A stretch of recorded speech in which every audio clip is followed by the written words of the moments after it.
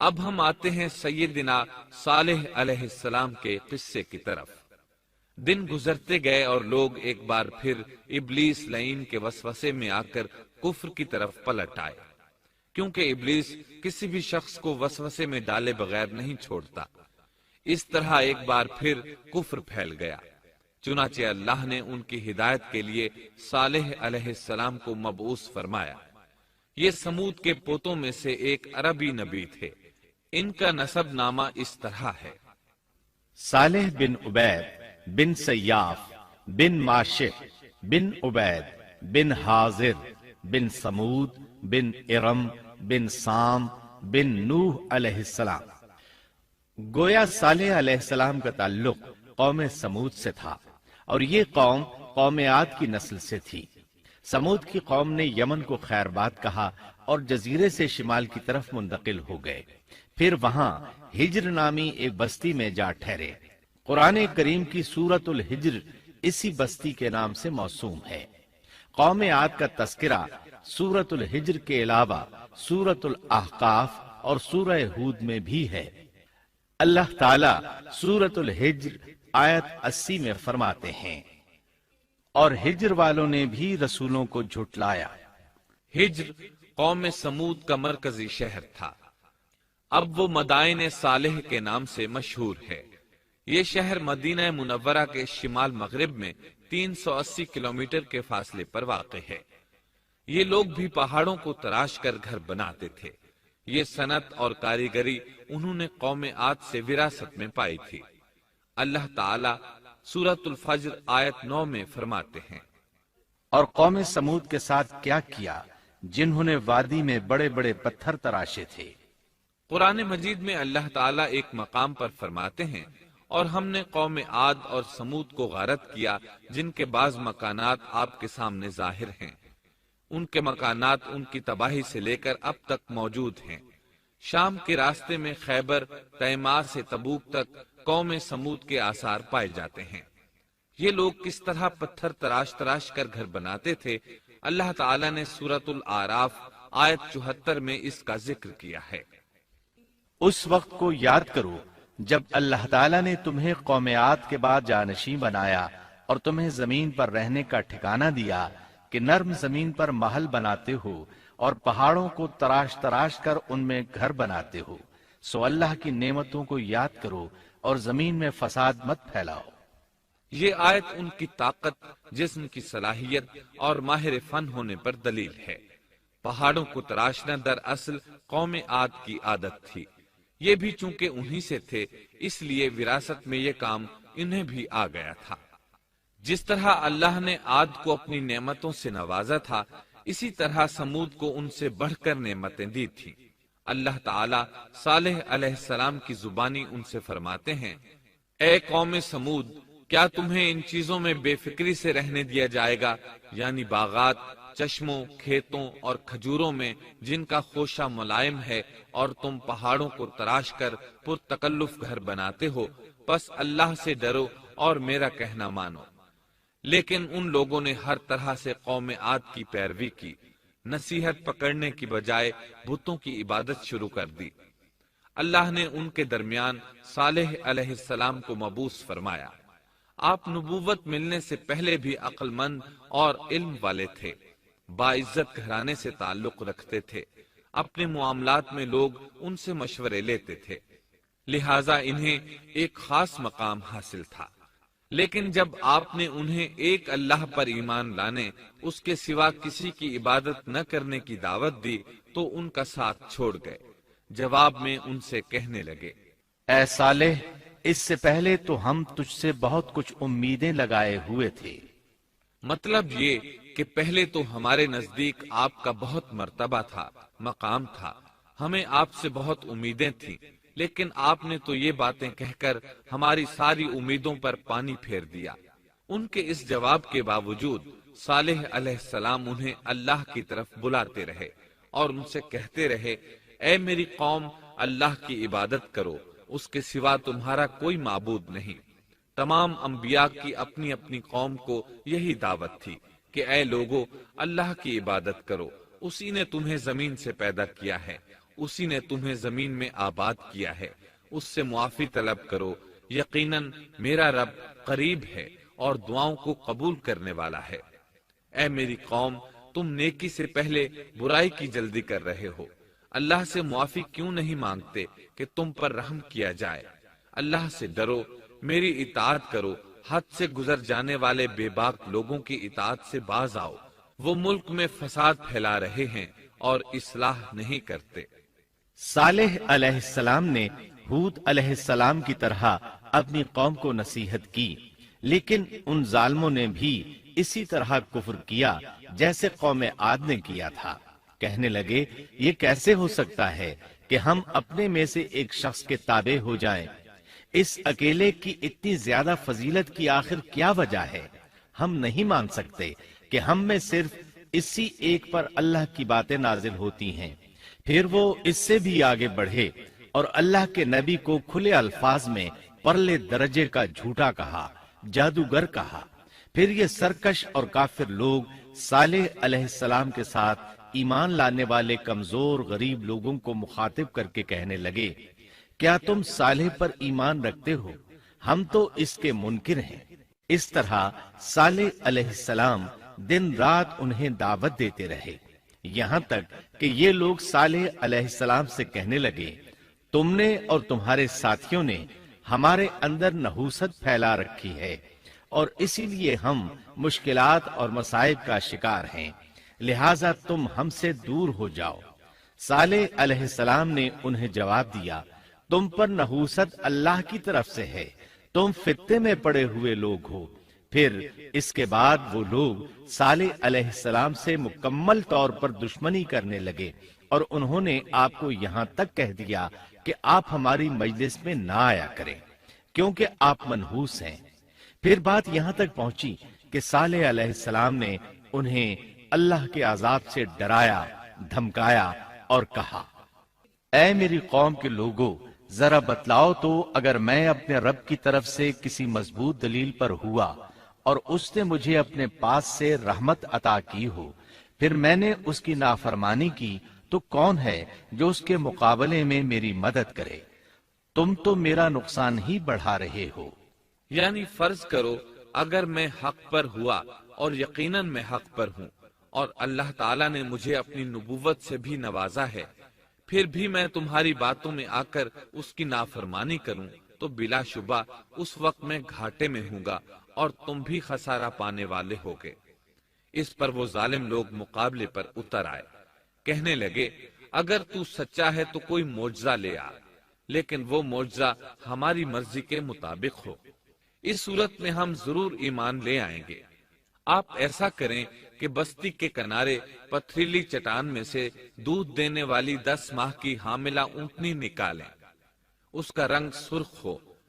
صالح علیہ السلام سے یہ مطالبہ کر کے وہ سردار لوگ ایک طرف بیٹھ گئے اور مذاق اڑانے لگے۔ ایک کہنے لگا اونٹنی 10 ماہ کی ہو، حاملہ ہو۔ دوسرا کہنے لگا لازمی طور پر اس کا رنگ سرخ ہو۔ پھر ایک تیسرا سردار بولا اس کی کھال پر بہت زیادہ اون ہو۔ چوتھا بولا موٹی تازی ہو، ہم نے پہلے اس قسم کی اونٹنی دیکھی نہ ہو۔ پانچواں بولا وہ اتنی بڑی ہو کہ اکیلی ایک دن تمام کنویں کا پانی پی جائے اور دوسرے روز ہم پیئیں۔ یہ لوگ اسی طرح مذاق اڑا رہے تھے کہ صالح علیہ السلام نے ان سے کہا، اگر تمہاری مطلوبہ اونٹنی تمہیں مل جائے تو کیا تم ایمان لے آؤ گے؟ سب نے مل کر کہا، ہاں ضرور لے آئیں گے۔ صالح علیہ السلام نے فرمایا، تب تم ایک دن سب لوگوں کو جمع کر لو۔ مقررہ دن وہ لوگ جمع ہو گئے۔ ان کی موجودگی میں صالح علیہ السلام نے اللہ سے دعا کی، زمین پر زلزلہ طاری ہوا، ان کی آنکھوں کے سامنے چٹان پھٹی اور اس سے بالکل ویسی ہی اونٹنی نکلی جیسا کہ ان کا مطالبہ تھا۔ انہوں نے اپنی زندگی میں ایسی اونٹنی کبھی نہیں دیکھی تھی۔ اس میں وہ تمام صفات موجود تھیں جن کا ذکر ان لوگوں نے کیا تھا۔ اللہ تعالیٰ صالح علیہ السلام کی زبانی سورہ ہود آیت 64 میں فرماتے ہیں، اے میری قوم، یہ اللہ کی بھیجی ہوئی اونٹنی ہے، یہ تمہارے لیے ایک معجزہ ہے۔ اب تم اسے اللہ کی زمین میں کھاتی ہوئی چھوڑ دو اور اسے کسی طرح کی تکلیف نہ پہنچاؤ، ورنہ فوری عذاب تمہیں آ پکڑے گا۔ اس اونٹنی کو چونکہ کسی اونٹنی نے جنم نہیں دیا تھا، اس لیے اس کو ناقۃ اللہ یعنی اللہ کی اونٹنی کہا گیا۔ پھر صالح علیہ السلام نے فرمایا، لوگو سن لو، ایک دن یہ اونٹنی پانی پیے گی، ایک دن تم پیو گے، تم میں سے کوئی اسے تکلیف نہ پہنچائے، ورنہ اللہ کا بدترین عذاب تم پر نازل ہوگا۔ سورۃ القمر میں اللہ فرماتے ہیں، بے شک ہم اونٹنی کو ان کے لیے آزمائش بنا کر بھیج رہے ہیں، تم صبر کے ساتھ ان کے انجام کا انتظار کرو۔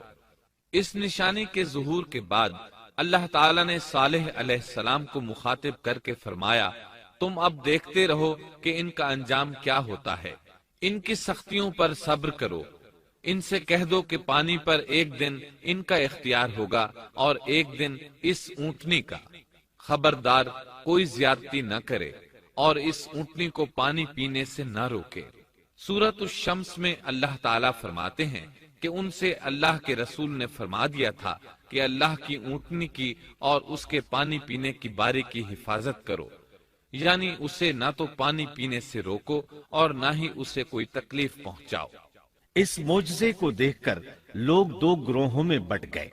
بہت کم لوگوں نے صالح علیہ السلام کی پیروی کی، ان پر ایمان لائے، جبکہ اکثر لوگ پھر بھی اپنے کفر پر ڈٹے رہے۔ اللہ تعالیٰ فرماتے ہیں، ان لوگوں نے خود معجزے کا مطالبہ کیا تھا، لیکن اس کو اپنی آنکھوں سے دیکھنے کے باوجود ظلم پر اڑے رہے اور کفر پر اصرار کرتے رہے۔ سورۃ الحجر آیت 81 میں اللہ فرماتے ہیں، اور انہیں ہم نے اپنی نشانیاں بھی عطا فرمائی تھیں، لیکن پھر بھی وہ ان سے گردن موڑنے والے ہی رہے۔ اسی طرح سورہ بنی اسرائیل میں اللہ تعالیٰ فرماتے ہیں، ہم نے قوم سمود کو نشان کے طور پر اونٹنی عطا فرمائی تھی، لیکن انہوں نے اس پر ظلم کیا۔ بلا شبہ وہ ایک واضح نشانی تھی، کوئی شخص یہ نہیں کہہ سکتا تھا کہ جادوگروں نے اسے پیدا کیا ہے۔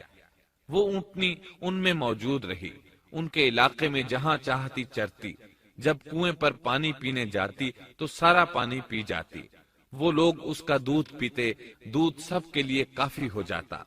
ان کی آنکھوں کے سامنے اس نے ایک بچے کو جنم دیا، وہ شکل صورت میں بالکل اپنی ماں جیسا تھا، لوگ اسے دیکھ کر تعجب کرتے، بچہ اونٹنی کے ساتھ رہتا، یہ ایک واضح نشانی تھی، اس پر جادو کا گمان کیا ہی نہیں جا سکتا تھا۔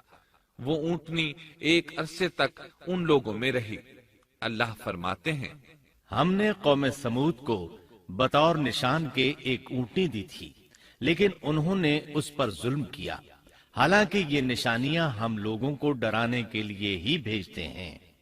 وہ لوگ اس اونٹنی کو دیکھ کر متعجب ضرور ہوئے، لیکن ایمان پھر بھی بہت کم لوگ لائے، حالانکہ اس نشانی کے بعد انہیں چاہیے تھا ایمان لے آئیں۔ پھر ایک دن قوم کے سرداروں نے مشورہ کیا کہ اگر ہم نے صالح کو اسی طرح چھوڑ دیا تو کہیں لوگ ہمیں نہ چھوڑ دیں اور صالح کے پیروکار بن جائیں۔ اس اونٹنی نے تو ہمیں مصیبت میں ڈال دیا ہے، ہم پورا ایک دن پانی کو چھو بھی نہیں سکتے، کیونکہ یہ سارا دن پانی پیتی رہتی ہے۔ پھر یہ اس قدر دیو ہیکل ہے کہ اسے دیکھ کر ہماری بکریاں بھاگ جاتی ہیں، اونٹ اسے دیکھ کر خوفزدہ ہو جاتے ہیں، لہٰذا ہمیں چاہیے کہ اس سے چھٹکارا حاصل کر لیں۔ وہ آپس میں مشورہ کرتے رہے، آخر انہوں نے ایک آدمی منتخب کیا۔ مورخین کا اس پر اتفاق ہے کہ اس کا نام قدار بن سالف تھا، اس کے ساتھ اس کا ایک ساتھی بھی تھا۔ ان دونوں نے مل کر اونٹنی کو قتل کیا۔ اللہ تعالیٰ سورۃ القمر آیت 29 اور 30 میں فرماتے ہیں، پھر انہوں نے اپنے ساتھی کو بلایا، تب اس نے ہاتھ بڑھایا اور اس کی کونچیں کاٹ دیں، پھر دیکھا ہمارا عذاب اور ڈراوا کیسا تھا۔ اس قدار کے بارے میں نبی کریم صلی اللہ علیہ وسلم کا ارشاد ہے کہ پہلے لوگوں میں سے سب سے زیادہ بدبخت یہی تھا۔ اللہ تعالیٰ نے قرآن مجید میں اس کا ذکر یوں فرمایا ہے، فنادوا صاحبہم، پھر انہوں نے اپنے ساتھی کو پکارا۔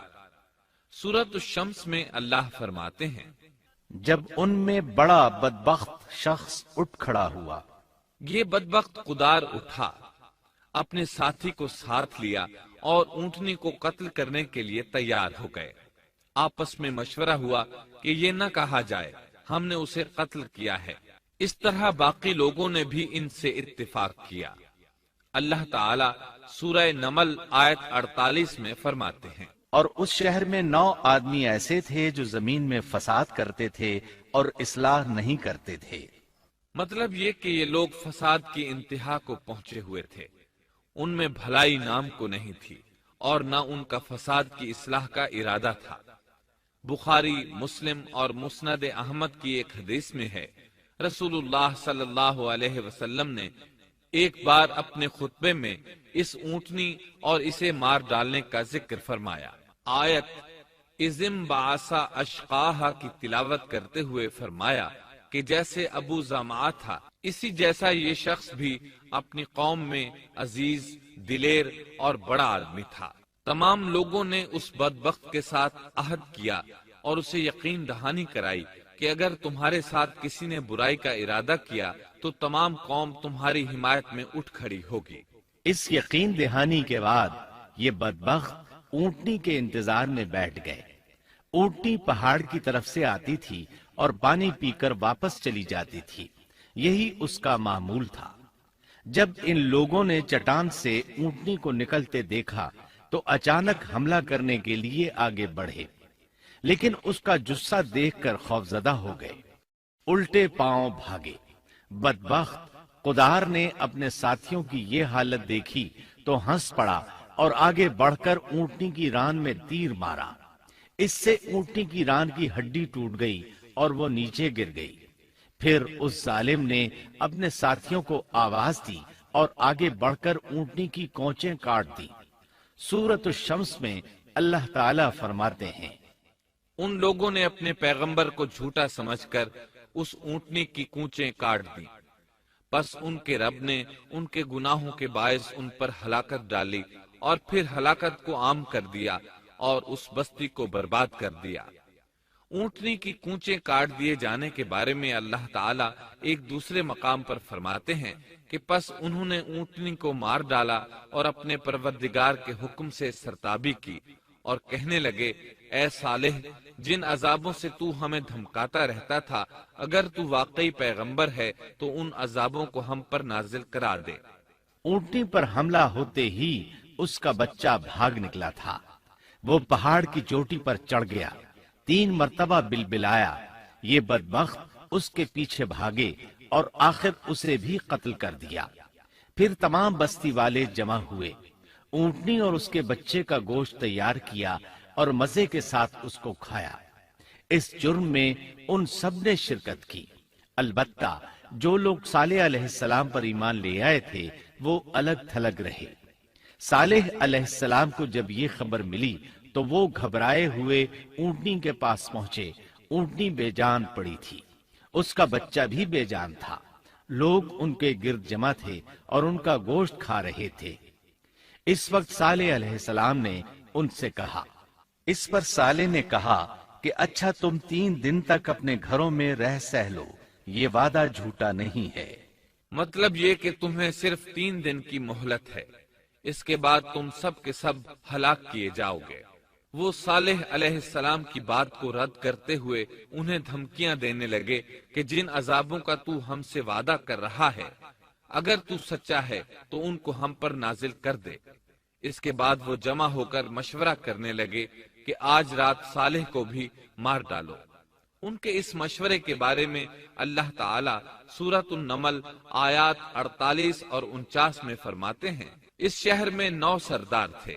वो जमीन में फसाद फैलाते रहते थे और इस्लाह नहीं करते थे। उन्होंने आपस में बड़ी बड़ी कस्में खा खा कर अहद किया कि रात ही को सालेह और उसके घर वालों पर छापा मारेंगे और उसके वारिसों से साफ कह देंगे कि हम उसके अहल की हलाकत के वक्त मौजूद नहीं थे और हम बिल्कुल सच्चे हैं। अब ये लोग सालेह अलैहिस्सलाम के घर की तरफ चले। अल्लाह ताला सूरतुन नमल आयात 50 और 51 में फरमाते हैं, اور انہوں نے ایک داؤ کھیلا، سو ہم نے بھی ایک ایسا داؤ کھیلا کہ انہیں خبر بھی نہ ہوئی، پھر دیکھو کہ ان کے داؤ کا کیا انجام ہوا، ہم نے انہیں اور ان کی ساری قوم کو ہلاک کر دیا۔ صالح علیہ السلام کا گھر پہاڑ کی بلندی پر تھا۔ یہ فسادی لوگ ابھی اوپر چڑھ رہے تھے کہ زمین حرکت کرنے لگی۔ ایک چٹان اوپر سے لڑھکتی ہوئی آئی اور ان تمام کو پیس کر رکھ دیا۔ ان 9 فسادی لوگوں کی ہلاکت کے ساتھ ہی اللہ کے عذاب کی ابتدا ہو چکی تھی۔ چنانچہ صالح علیہ السلام نے اپنے ساتھیوں کے ساتھ اس بستی کو چھوڑ دیا، یعنی وہ ہجر کے علاقے سے نکل گئے۔ صبح ہوئی تو لوگوں نے ایک عجیب منظر دیکھا۔ قوم سمود کے تمام لوگوں کے چہرے زرد پڑ چکے تھے، وہ سب رونے لگے کیونکہ عذاب کے آثار شروع ہو چکے تھے۔ دوسرے دن تمام لوگوں کے چہرے آگ کی طرح سرخ ہو گئے اور تیسرے دن تمام کے چہرے سیاہ ہو چکے تھے۔ اپنی یہ حالت دیکھ کر سب لوگ رونے اور چیخ پکار کرنے لگے، اپنی قبریں کھودنے لگے۔ اب انہیں یقین ہو چکا تھا کہ عذاب کا وعدہ برحق تھا۔ اللہ تعالیٰ نے انہیں پہلی قوموں کی طرح ایک قسم کا عذاب نہیں دیا تھا۔ جیسے قوم نوح کو صرف طوفان کے ذریعے ہلاک کیا گیا، قوم عاد کو صرف طوفانی ہوا کے ذریعے ہلاک کیا گیا، لیکن قوم سمود کو اللہ تعالیٰ نے طرح طرح کے عذابوں سے دوچار کیا، اس لیے کہ انہوں نے اپنی مطلوبہ شرط پوری ہونے کے باوجود ایمان قبول نہیں کیا تھا۔ عذاب کی ابتدا زلزلے سے ہوئی، زمین حرکت کرنے لگی۔ اس کی وجہ سے وہ لوگ اپنے گھروں میں اوندھے کے اوندھے پڑے رہ گئے، ان میں اٹھنے کی طاقت تک نہ رہی۔ پھر آسمان میں سخت کڑاکا ہوا، اس کی ہولناک دہشت انگیز چنگھاڑ نے ان کے بھیجے پھاڑ کر رکھ دیے۔ ایک ہی لمحے میں ایک ساتھ وہ سب ڈھیر ہو گئے۔ ان کی ہلاکت اور تباہی کو بیان کرتے ہوئے اللہ تعالی سورۃ الذاریات آیات 43 تا 45 میں فرماتے ہیں، اور سمود کے قصے میں بھی عبرت ہے جب ان سے کہا گیا کہ تم کچھ دن تک فائدہ اٹھا لو، لیکن انہوں نے اپنے رب کے حکم سے سرتابی کی، اس پر انہیں ان کے دیکھتے دیکھتے تیز و تند کڑاکے نے ہلاک کر دیا، پس نہ تو وہ کھڑے ہو سکے اور نہ بدلہ لے سکے۔ اسی طرح سورہ ہود میں اللہ تعالیٰ نے ان کی تباہی کا نقشہ اس طرح کھینچا ہے کہ ایک زور کی کڑک نے ان ظالموں کو آ لیا، پھر تو وہ اپنے گھروں میں زانوں کے بل مردہ پڑے رہ گئے، ایسے گویا کہ وہ کبھی آباد ہی نہ تھے۔ سورۃ القمر میں اللہ نے ان کی رسوائی ان الفاظ میں بیان کی ہے، ہم نے ان پر ایک چیخ بھیجی، پھر وہ ایسے ہو گئے جیسے کانٹوں کی باڑ کا چورا۔ دوسری طرف صالح علیہ السلام اور ان کے ساتھیوں کو اللہ تعالیٰ نے اپنی رحمت سے نجات دی۔ اللہ تعالیٰ سورہ ہود آیت 66 میں فرماتے ہیں، پھر جب ہمارا فرمان آ پہنچا، ہم نے صالح اور ان پر ایمان لانے والوں کو اپنے فضل سے اس سے بچا لیا اور اس دن کی رسوائی سے بھی۔ یقیناً تیرا پروردگار نہایت توانا اور غالب ہے۔ اس قوم کے آثار آج تک باقی ہیں۔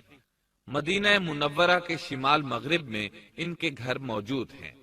اب یہ علاقہ مدائن صالح کے نام سے مشہور ہے۔ سورۃ النمل میں اللہ تعالیٰ فرماتے ہیں، پس یہ ان کے گھر ہیں جو ان کے ظلم کے سبب ویران پڑے ہیں، بے شک اس میں دانش مندوں کے لیے نشانیاں ہیں۔ اللہ تعالیٰ نے ان کے نشانات کو آج تک باقی رکھا ہے تاکہ بعد میں آنے والوں کو یقین ہو جائے اور کسی قسم کا شک نہ رہے۔ عذاب کے آثار نمودار ہونے پر صالح علیہ السلام نے ان سے فرمایا تھا، اے میری قوم، میں نے تمہیں اپنے پروردگار کا حکم پہنچا دیا تھا اور میں نے تمہاری خیر خواہی کی، لیکن تم لوگ خیر خواہوں کو پسند نہیں کرتے۔ اس کے بعد صالح علیہ السلام اپنے ساتھیوں کے ساتھ وہاں سے ہجرت کر کے فلسطین آ گئے، وہیں رملہ نامی بستی میں رہنے لگے اور یہیں آپ کی وفات ہوئی۔ نبی کریم صلی اللہ علیہ وسلم صحابہ کرام رضی اللہ عنہم کے ساتھ تبوک تشریف لے گئے تو آپ نے مدائن صالح کے قریب قیام فرمایا تھا۔ صحابہ نے ان کنووں سے پانی لے لیا جو قوم سمود کے استعمال میں رہے تھے۔ کچھ برتن بھی وہاں سے لے لیے۔ آپ کو پتہ چلا تو آپ نے حکم فرمایا ان برتنوں کو توڑ دو اور اس پانی کو بہا دو اور اس پانی سے جو کھانا تیار کیا ہے اس کو الٹ دو۔ آپ نے انہیں ان گھروں میں داخل ہونے سے بھی روک دیا جن میں اللہ کا عذاب نازل ہوا تھا۔ آپ صلی اللہ علیہ وسلم نے فرمایا میں ڈرتا ہوں تم پر بھی ایسا عذاب نہ آ جائے جیسا ان پر آیا تھا، اس لیے ان کے علاقے میں داخل نہ ہوا کرو، اور اگر داخل ہونا پڑ جائے تو روتے ہوئے داخل ہوا کرو، اور رونا نہ آئے تو رونے جیسی شکلیں بنا لیا کرو تاکہ تمہارا شمار ظالموں میں نہ ہو۔ اللہ تعالیٰ فرماتے ہیں آگاہ رہو، قوم سمود نے اپنے رب سے کفر کیا، سن لو ان سمودیوں پر پھٹکار ہے۔ قرآن میں ان کا قصہ 26 سے زائد مرتبہ بیان کیا گیا ہے۔ اس کے بعد لوگ ایمان کی حالت میں امن چین کی زندگی بسر کرنے لگے، لیکن پھر نئے سرے سے ان میں خرابی پیدا ہوئی۔ شیطان نے پھر اپنا کام دکھایا، ان کے دلوں میں وسوسہ ڈالا اور فلسطین، عراق، مصر اور جزیرے کے نواحی علاقوں میں شرک پھیل گیا۔ لوگ ایک بار پھر کفر کی طرف پلٹ پڑے۔ اس پورے قصے میں چند عبرتیں ہیں، آئیے ذرا ان کا بھی ذکر ہو جائے۔ اللہ تعالیٰ کی اونٹنی اگرچہ سیدنا صالح علیہ السلام کی نبوت کا ایک نشان تھی، ان کی سچائی کا ثبوت تھی، لیکن قرآن کریم کی وضاحت یہ ہے کہ وہ قوم سمود کی آزمائش کے لیے تھی اور وہی ان کی ہلاکت کا نشان ثابت ہوئی، جیسا کہ سورۃ القمر میں اللہ تعالیٰ فرماتے ہیں بے شک ہم اونٹنی کو ان کی آزمائش اور امتحان کے لیے بھیجنے والے ہیں، پس تو ان کے انتظار میں رہ اور صبر اختیار کر۔ سنت اللہ یہ رہی ہے کہ اگر وہ اپنے پیغمبر کو کسی قوم کی ہدایت کے لیے بھیجے اور قوم اس کی ہدایت پر کان نہ دھرے تو ضروری نہیں کہ وہ قوم ہلاک کر دی جائے، لیکن جو قوم اپنے نبی سے اس وعدے پر نشان طلب کرے کہ اگر ان کا مطلوبہ نشان ظاہر ہو گیا تو وہ ایمان لے آئیں گے، اور پھر نشان آ جانے کے بعد وہ ایمان نہ لائے تو اس قوم کی ہلاکت یقینی ہے۔ اللہ تعالیٰ پھر اس قوم کو معاف نہیں کرتے جب تک کہ وہ تائب نہ ہو جائے اور اللہ کے دین کو قبول نہ کرے، یا عذاب الہی سے صفحہ ہستی سے مٹ کر دوسروں کے لیے عبرت کا نشان بن جائے۔ لیکن اس سنت سے نبی کریم صلی اللہ علیہ وسلم کی امت مستثنا ہے، اس لیے کہ آپ صلی اللہ علیہ وسلم نے وضاحت فرمائی ہے میں نے اللہ تعالیٰ سے دعا مانگی ہے کہ اللہ تعالیٰ میری امت میں عذاب عام مسلط نہ فرمائے، اور اللہ نے میری دعا قبول فرما لی۔ قرآن میں اللہ تعالیٰ نے نبی کریم صلی اللہ علیہ وسلم کی اس بات کی یوں تصدیق کی ہے اے رسول، اس حال میں کہ تو ان میں موجود ہے، اللہ تعالیٰ ان کافروں پر عذاب مسلط نہیں کرے گا۔ اور یہ ایک خطرناک غلطی ہے، نفس کا دھوکہ ہے کہ انسان عیش و عشرت اور دنیاوی جاہ و جلال کو دیکھ کر یہ خیال کر بیٹھے، یہ گمان کر لے کہ جس قوم یا فرد کے پاس یہ سب کچھ موجود ہے وہ ضرور اللہ تعالیٰ کے سائے میں ہے، اور یہ کہ ان کی یہ خوش عیشی اس بات کی علامت ہے کہ اللہ تعالیٰ کی خوشنودی ان کے ساتھ ہے۔ یہ نفس کا دھوکہ ہے، غلط فہمی ہے، بلکہ کج فہمی ہے۔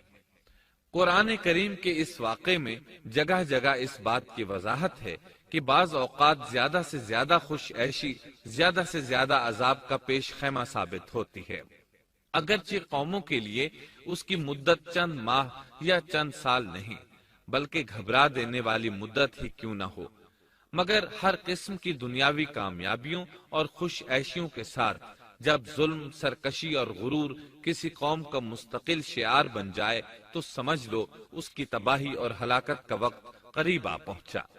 اللہ تعالیٰ فرماتے ہیں تیرے رب کی پکڑ بہت سخت ہے، لیکن اس کے ساتھ ہی یہ بات بھی ہے کہ کسی قوم میں تمام تر خرابیوں کے باوجود اگر قوم سے اکثر افراد اللہ کے شکر گزار ہوں، اس کے بندوں کے ساتھ انصاف کرنے والے اور آپس میں نیک نیت اور خیر خواہی کرنے والے ہوں، تو بلا شبہ وہ اللہ کے ہاں مقبول بندے ہیں، اور انہی کو دنیا اور آخرت کی کامیابیوں کی بشارت ہے، اور انہی کے لیے یہ دنیاوی عیش اللہ کی بے انتہا نعمتوں کی علامت ہے۔ انہی الفاظ پر سیدنا صالح علیہ السلام کا قصہ اختتام کو پہنچا۔